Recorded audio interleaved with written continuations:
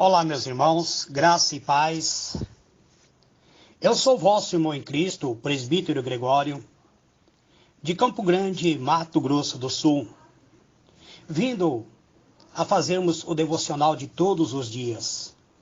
Hoje eu quero chamar a vossa atenção para o livro de Mateus, capítulo 5. Esse livro de Mateus, ele é considerado como o Sermão da Montanha ou Sermão do Monte. Eu vou ler do versículo 1 até o versículo 12 e vou tentar trazer uma palavra acerca do sermão de Jesus. O Senhor Jesus, no livro de Mateus, capítulo 5, versículo 1, começa assim. Jesus, pois, vendo a multidões, subiu ao monte e, tendo-se assentado, aproximou-se os seus discípulos. E ele se pôs a ensiná-lo, dizendo: Bem-aventurados os humildes de espírito, porque deles é o reino dos céus. Bem-aventurados os que choram, porque eles serão consolados. Bem-aventurados os mansos, porque eles herdarão a terra. Bem-aventurados os que têm fome e sede de justiça, porque eles serão fartos. Bem-aventurados os misericordiosos, porque eles alcançarão misericórdia. Bem-aventurados os limpos de coração, porque eles verão a Deus. Bem-aventurados os pacificadores, porque eles serão chamados filhos de Deus. Bem-aventurados os que são perseguidos por causa da justiça, porque dele é o reino dos céus. Bem-aventurados sois vós quando vos injuriares e perseguirem, e mentindo, disserem todo mal contra vós por minha causa. Alegrai-vos, exaltai-vos, porque é grande o vosso galardão nos céus, porque assim perseguiram os profetas que foram antes de vós. Muito bem, amados, diletos irmãos, quando a palavra de Deus diz bem-aventurado, está dizendo felizes são aqueles. Então vamos analisar esta palavra esta semana, esse dia de hoje. Qual teria sido a reação das pessoas, amados, quando ouviram as palavras iniciais do sermão do Senhor Jesus? O Senhor Jesus fala sobre felicidade em um mundo caótico onde as pessoas passavam por grande tribulação. Falar sobre felicidade já seria um bom assunto para iniciar qualquer tipo de discurso, quanto mais um sermão proferido pelo próprio Filho de Deus, pelo Messias. O ser humano vive em busca constante da felicidade. Talvez as variações se deem quanto aos que se fazem as pessoas felizes. E foi exatamente nesse ponto que Jesus tocou. O tipo de pessoa a quem ele se refere como sendo muito felizes são justamente as mais infelizes. São aquelas pessoas consideradas a escória da sociedade. Então, o Senhor apresenta um novo conceito de felicidade, somente experimentada pelos cidadãos do reino dos céus. O Senhor Jesus diz, bem-aventurados são.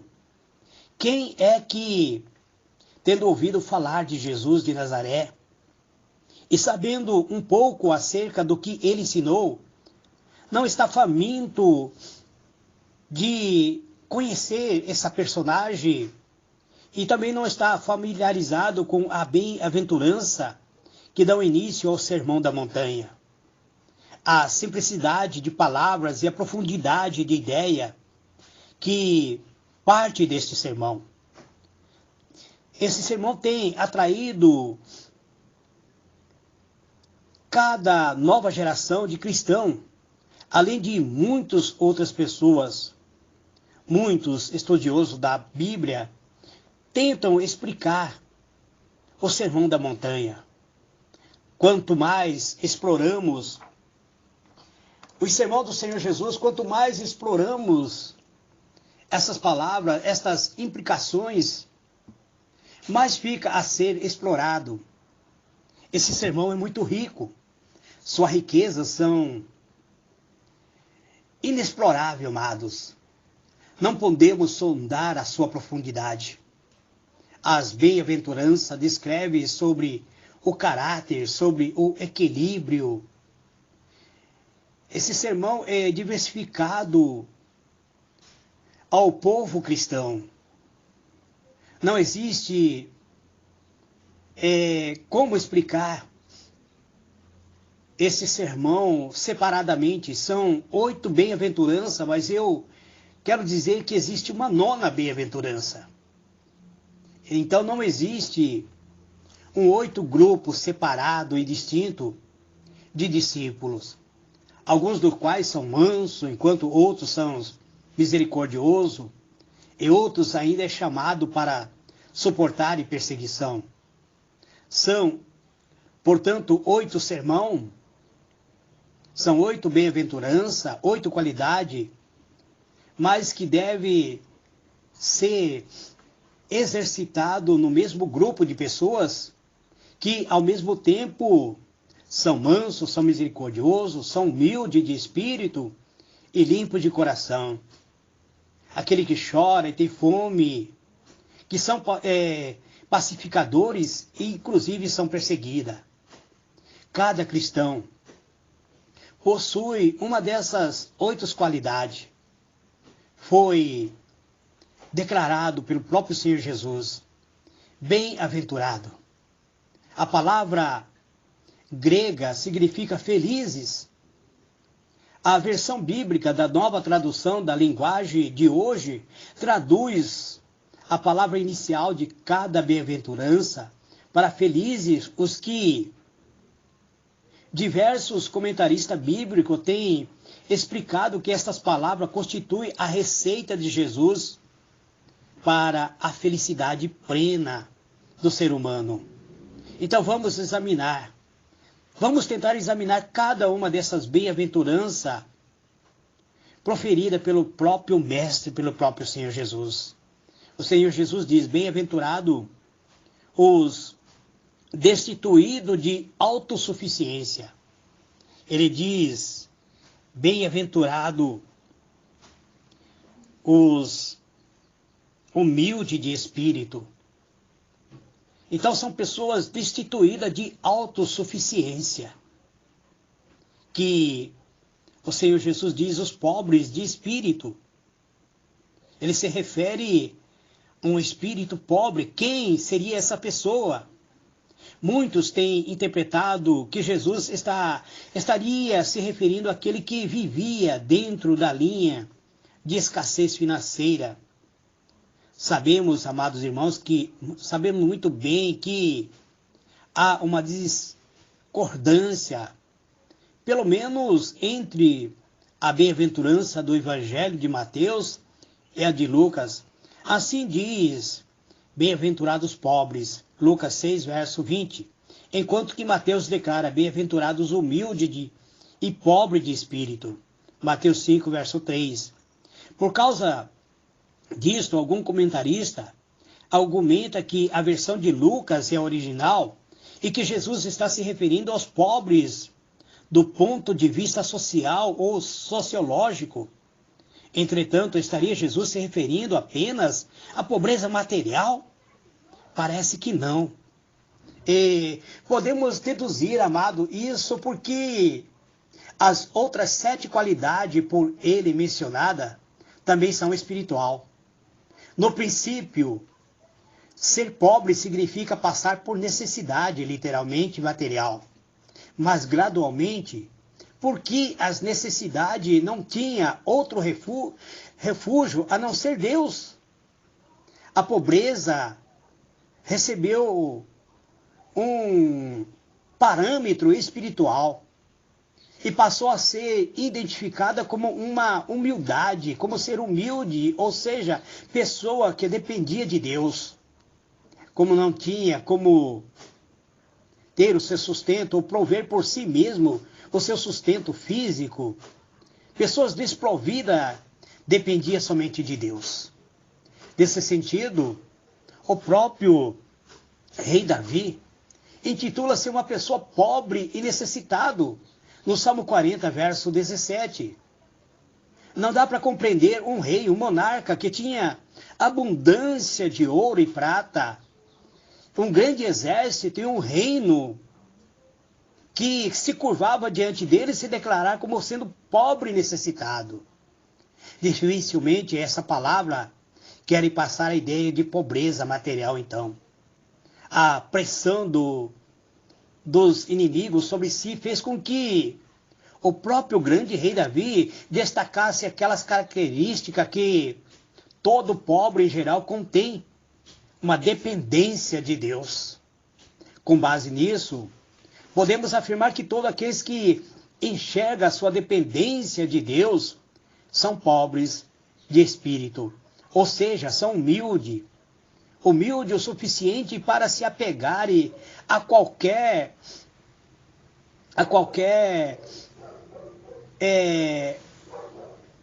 autossuficiência. Essas pessoas se afirmam em Jesus, eles se afirmam na palavra de Deus. Já pessoas que se libertam da sua própria autossuficiência, que rejeita sua própria autossuficiência e se declara dependente de Deus, são pessoas que irão receber a recompensa, pois a eles pertence o reino dos céus. Como o próprio Jesus inaugura o reino ao vir ao mundo e fazer a sua obra, não há confusão nenhuma em entender que ele, de certa forma, é o próprio reino, ou o reino já era uma recompensa presente aos pobres de espírito. Portanto, a pobreza a que Jesus se refere nas suas palavras são condições espiritual, são os pobres de espírito, que ele declara bem-aventurado. Tão somente este recebe o reino de Deus, pois o reino de Deus, que produz a salvação, é um dom tão absolutamente de graça quanto imerecido. Tem de ser aceito como a dependente humildade de uma própria criancinha. E nós vemos que para entrarmos nesse reino, precisamos nos humilhar, ser humilde, reconhecer a nossa fraqueza, a nossa iniquidade, a bem-aventurança dos corações que busca a presença de Deus. Continuando o seu sermão, Jesus menciona mais uma classe de bem-aventurado. Ele diz, bem-aventurados que choram. Quase se poderia traduzir esta segunda bem-aventurança por felizes os infelizes, a fim de chamar a atenção para a surpreendente palavra que contém esta mensagem. A vida cristã, de acordo com o próprio Senhor Jesus, não só alegria e riso no reino dos céus. Não é somente alegria, não é somente riso. Há cristão que parece imaginar que deve estar em constante êxtase, sempre sorrindo, um sorriso perpétuo no rosto, e viver continuamente exuberante. Existe cristão que imagina que o reino dos céus somente é rosas, somente é flores. Que atitude antibíblica, amado. Na versão de Lucas, Jesus acrescentou a esta bem-aventurança uma solene advertência. Ele diz, ai de vocês que agora estão rindo. Lucas 6, verso 25. Jesus não vem especificar aqui o que faz estas pessoas chorarem. Mas o próprio Senhor Jesus chorou pelos pecados da humanidade, pelas amargas consequências que traria no juízo e na morte. E o próprio Senhor Jesus chorou pela cidade impenitente, que não o receberia nós também deveríamos chorar. Mas por causa desta maldade do mundo, pela injustiça social, como os homens se tornaram soberbo, os homens deixaram a piedade dos tempos bíblicos e se tornaram ganancioso. Mas não são apenas o pecado de outras que deveriam nos levar à lágrima, pois temos os nossos próprios pecados para chorar. Ou será que eles não nos entristecem mais? Tais pessoas choram, que lamentam a sua própria maldade e as tragédias deste mundo tenebroso. Essas pessoas serão consoladas pelo único consolo que pode aliviar o seu desespero. Isto é perdão da graça de Deus. Estamos passando por um período de pandemia, amados. Uma mortandade tem assolado o planeta Terra. Um espírito em forma de vírus tem causado mortandade de muitas pessoas.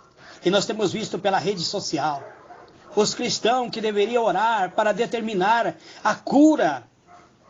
Parece estar alegre, dizendo que Deus está se vingando da população. Cabe a nós, como cristão amado, chorarmos na presença de Deus, entrarmos e postrarmos diante de Deus e chorar para sermos consolados. A terceira bem-aventurança diz sobre a vida governada por Deus. Fala sobre os mansos. A palavra de Deus diz: bem-aventurados os mansos, porque eles herdarão a terra. Aqui está falando sobre herdade, sobre a herança. A tradução do adjetivo grego, que significa gentil, humilde, atencioso ou cortês, é, portanto, o que exerce o autocontrole, sem que esta qualidade seria impossível. Jesus descreveu a si mesmo como sendo o manso e humilde de coração. Mateus 11, verso 29. O apóstolo Paulo falou de sua mansidão e benignidade em 2 Coríntios, capítulo 10, verso 1. Portanto, linguisticamente falando, podemos parafrasear esta bem-aventurança dizendo: aqueles que têm um espírito gentil, que têm um autocontrole sobre suas próprias atitudes. Este versículo faz com que o Salmo 37, 11, os mansos não são os fracos ou o covarde, são os que, sob a pressão da vida, aprende a curvar a sua vontade e a colocar de lado as suas noções próprias diante da grandeza e da graça de Deus. Esta bem-aventurança são caracterizadas por uma confiança humilde em vez de arrogância, em vez da independência. A terra não pertence ao autossuficiente ou autoconfiante que se autoafirma, que procura possuí-las na sua arrogância, mas através da humildade de espírito, que está disposto a perder tudo por causa do reino de Deus. Essas pessoas se tornam mansas perante a presença de Deus. Essas pessoas mansas, Jesus acrescentou, herdarão a terra. A terra prometida. Era de se esperar o contrário, amado. Achamos que as pessoas mansas nada conseguem porque são ignoradas por todos e são desprezadas por todos. Ou então tratadas com descortesia ou desprezo. Achamos que somente os valentões, os arrogantes, aqueles que conquistam pela força, que vencem na luta pela existência. Achamos que os covardes, consideramos os mansos como covardes. E achamos que os covardes são derrotados. Entretanto, tais pessoas, ou seja, os mansos, ou o pobre ou humilde, pode se deleitar não só na certeza do reino dos céus, que de certa forma já pertence a ele no presente século, mas também na certeza de que a tão famosa terra prometida, a Nova Jerusalém, lhe pertencerá um dia. A bem-aventurança de espírito faminto e sedento por justiça.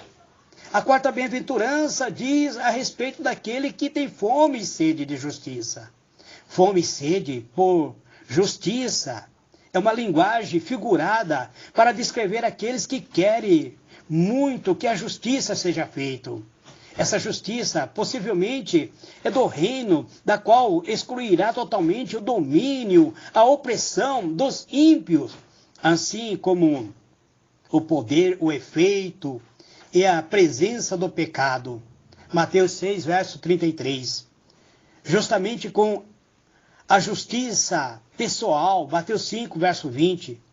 Tal fome espiritual é uma característica do povo de Deus, cuja ambição suprema não é simplesmente a material, mas são a espiritual. Os cristãos não são como os pagãos que vivem absorvidos pela busca dos bens material. Ele se determina em buscar primeiro o reino de Deus e a sua justiça. Mateus 6, verso 33. Atentamos, então, para a recompensa prometida aos famintos, aos sedentos, por justiça. Eles um dia serão satisfeitos. A palavra de Deus diz, bem-aventurados os das perfeita empatia. Continuando pelo discurso, o próprio Senhor Jesus afirma, bem-aventurados os misericordiosos, porque eles alcançarão a misericórdia.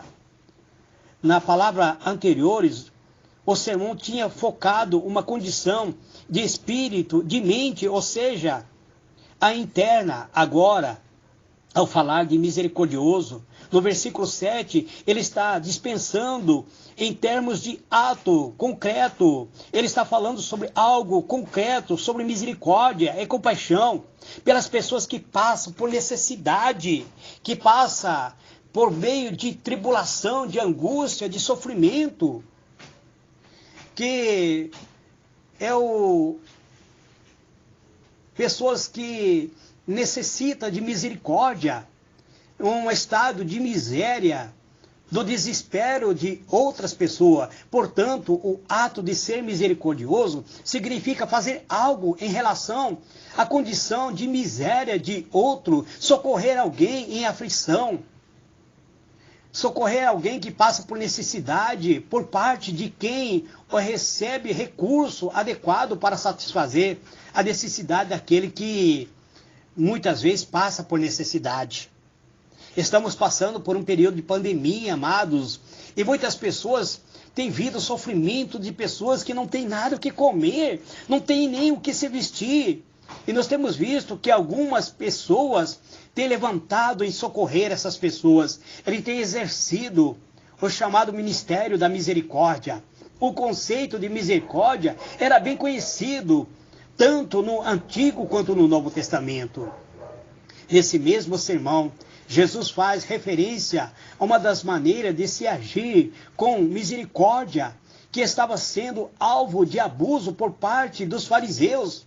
Em Mateus 6, verso 2 até o versículo 4 e o capítulo 12, verso 7. Muitas pessoas religiosas teria apenas recompensa terrena, porém quem age com misericórdia no intuito de agradar a Deus terá uma recompensa eterna.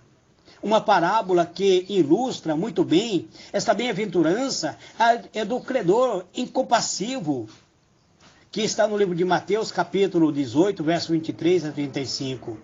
Nosso Deus é misericordioso e Ele dá prova da sua própria misericórdia continuamente. Os cidadãos dos reinos dos céus também devem demonstrar misericórdia, amados. Igual eu estou falando, pessoas que hoje nós temos visto passando por uma miséria total nessa pandemia, pessoas que estão perdendo seus empregos, não têm o que comer, não têm o que vestir, não têm o que calçar. Cabe àquelas pessoas que estão mais afortunadas exercitar essa misericórdia. Naturalmente o mundo é cruel e prefere isolar-se da dor e da calamidade dos seres humanos. Crê que a vingança é deliciosa e que o perdão nada significa quando comparado a ela. Nós vemos pessoas que hoje, através da rede social, estão dizendo, bem feito, vocês foram pular carnaval, zombaram de Deus, e agora estão recebendo a punição. Não é isso, amados. Nós temos que exercitar a misericórdia. Mas o que demonstra misericórdia, encontra misericórdia, pois felizes os que tratam os outros e com misericórdia. Deus tratará com misericórdia também com aqueles que são misericordiosos. Não que merecemos a misericórdia mediante um ato de misericórdia ou perdão, mediante o perdão, mas porque não podemos receber a misericórdia e o perdão de Deus se não nos arrependermos dos nossos pecados e se não formos misericordiosos para com os demais. A próxima bem-aventurança fala sobre do coração limpo. A sexta bem-aventurança diz a respeito do que são limpos de coração. Aqui fala sobre o interior.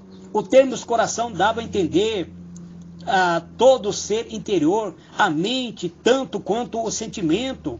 A interpretação popular judaica considera a pureza de coração como uma expressão de pureza interior. E temos um bom antecedente bíblico acerca disso, especialmente no Salmo. Sabe-se que ninguém podia subir ao monte do Senhor ou ficar no seu santo lugar se não fosse limpos de mãos e puro de coração. Salmo 24, verso 4. Ser limpo de coração é ser simples ou íntegro, em contraste com a duplicidade de pessoas que muitas vezes agem com o sentimento de falso, amados. Os servos do reino devem ter o coração limpo, pois dele que procede toda a saída da vida. Provérbio 4, verso 23, a Bíblia diz que tudo que você deve guardar, guarda o seu coração, porque dele procede a vida. Se o interior não estiver limpo, também não estará o exterior. De que adianta você praticar ritual, como se tivesse uma vida de pureza de coração? Do que adianta você cultuar, ir na igreja, louvar, se postrar, bater palma, muitas vezes, mas se o seu coração estiver carregado de iniquidade, de pecado? A recompensa para os limpos de coração é que eles verão Deus face a face. Nenhum ser humano pode hoje contemplar a face de Deus e viver. Moisés queria contemplar a face de Deus, mas Deus disse para Moisés: nenhum ser humano pode ver a minha face e viver. Êxodo 33, verso 20. Por isso, somente no futuro, quando formos glorificados por Cristo, é que veremos como Ele é. Isso está no 1 João 3, verso 2. A sétima bem-aventurança fala sobre bem-aventurado de unir os homens. Diz sobre os pacificadores. Diz, bem-aventurados pacificadores, cujo galardão pode ser chamado de filho de Deus. Você ser chamado de filho de Deus é algo extraordinário. A condição dos oprimidos ou injustificados, aqueles que choram, no verso anteriores, bem poderá nos levar a pensar que seria justo responder às injúrias por meio de injúria ou a violência por meio de violência. Existem alguns que pensavam sim, por meio da própria violência muitas vezes. Existiam alguns que pensavam dessa maneira nos tempos de Jesus, como a classe dos zelotes ou dos sicários. Essas pessoas achavam que tudo deveria ser tomado por força. Cada cristão, de acordo com esta bem-aventurança, tem de ser pacificador, tem que ter um coração brando, tanto na igreja quanto na sociedade.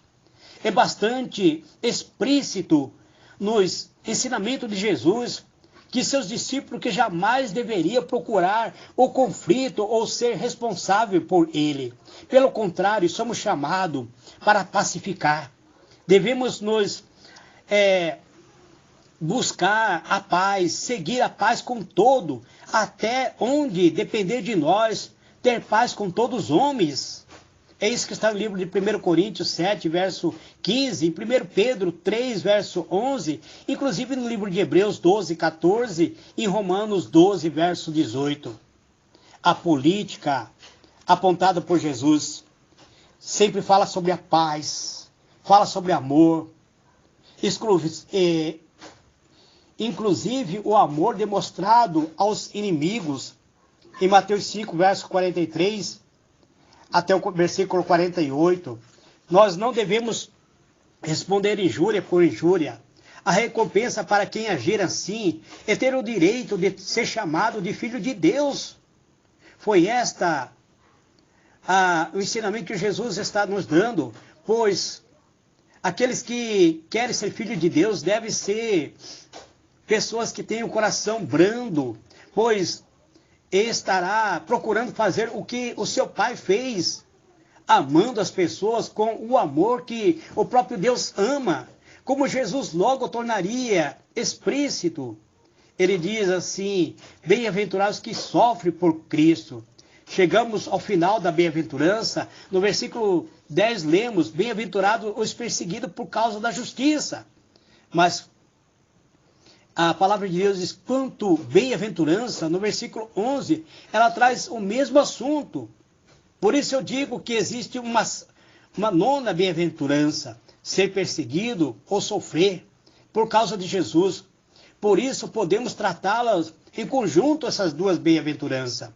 Jesus chega ao final da sua mensagem, ele traz uma característica dos moradores do reino dos céus: serem perseguidos, injuriados, sofrerem na pele o compromisso de seguir a Cristo. Hoje os cristãos não querem pagar o preço. As pessoas acham que ser cristão é viver na bonança, é ser rico materialmente, é ter prosperidade. Acham que não há nenhum sofrimento. Quando vem uma tempestade, quando vem uma luta, ele desiste da fé. Entretanto, não devemos trazer tristeza e sim alegria. Parece loucura alguém ficar feliz devido ao sofrimento, mas não é. O fator que demonstra aqui a alegria não é o sofrimento em si, mas a recompensa de termos o reino dos céus acompanhado do galardão que será entregue a cada um de nós. Não devemos nos vingar como os incrédulos, nem ficar de mau humor como se fosse uma criança mal-humorada, nem ficarmos desejando autopiedade. Não devemos ficar desejando mal para as outras pessoas. Devemos agir com espírito manso, com espírito brando. A palavra de Deus: grande é o vosso galardão. Podemos perder tudo aqui na terra, mas herdaremos tudo nos céus. Não como uma recompensa material, mas porque a promessa da recompensa ela é gratuita. E por outro lado, porque a perseguição é um sinal de garantia de que estamos certos. A perseguição é um sinal de que estamos sendo qualificados para o reino de Deus. Pois assim diz o próprio Senhor Jesus: perseguiram aos profetas que vieram antes de vós. Se somos perseguidos hoje, pertencemos a uma nobre sociedade, uma nobre sucessões, são motivo principal pela qual deveríamos nos regozijar, porque já estamos sofrendo por sermos candidatos ao cidadão dos céus. Ele diz: por minha causa, diz o Senhor Jesus, por causa da nossa lealdade com Ele, para com os que nós aceitamos Ele. Esse é o padrão da verdade e da justiça. Certamente os apóstolos aprenderam esta lição, pois nós temos observado que alguns sofreram açoite. O próprio apóstolo Paulo, ele diz que sofreu açoite, ele sofreu apedrejamento, ele foi perseguido, ele passou por grande sofrimento, mas a palavra de Deus diz que eles resistiram, regozijando, se por terem sido considerado digno de sofrer afronta em o nome do Senhor Jesus. Amados, diletos irmãos, este é mais um pedacinho do Maná dos Céus. No devocional de hoje, eu queria ser breve, mas não foi possível. Então que Deus vos abençoe abundantemente. Senhor meu Deus, Pai amado, em o nome do Senhor Jesus, eu te dou graça, Pai, por esta meditação, por esse devocional de hoje. Que essas palavras, Pai, encontrem guarida na alma, no espírito, no coração deste meu irmão, desta minha irmã. Que esse dia de hoje, Pai, seja repleto da tua misericórdia, da tua benignidade. Que o Senhor toque na alma, no espírito de cada irmão, trazendo cura, libertação, Pai. É isso que eu te peço, em o nome do Senhor Jesus. Amém e amém.